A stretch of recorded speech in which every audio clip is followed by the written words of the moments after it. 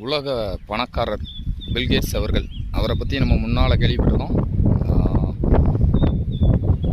சின்ன சின்ன கிராமத்தில் இருக்கவங்க கூட சொல்லுவாங்க இங்கே பெரிய பில்கேட்ஸு அப்படின்னு. ஏன்னா அவர் பர்ஸு கீழே விழுந்தால் கூட குனிஞ்சி எடுக்கிற நேரத்தில் பர்ஸில் இருக்கிற பணத்தை விட 10 மடங்கு சம்பாதிச்சிருவார் அப்படின்னு ஒரு தகவல் சொல்லுவாங்க. இப்போ இல்லை, நான் சொல்கிறது முன்னாடி.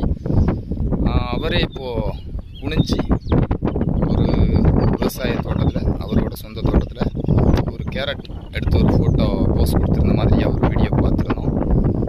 அவரையே குனிய வச்ச இடம் விவசாய பூமி தான். எவ்வளோ பணம் இருந்தாலும் விவசாயம் பண்ணுறதுல தப்பு இல்லை அப்படின்னு காட்டியிருக்காரு. இதுலேயும் சம்பாதிக்க முடியும் அப்படின்னு நிறைய விவசாயம் பண்ணிக்கிட்டு இருக்காரு.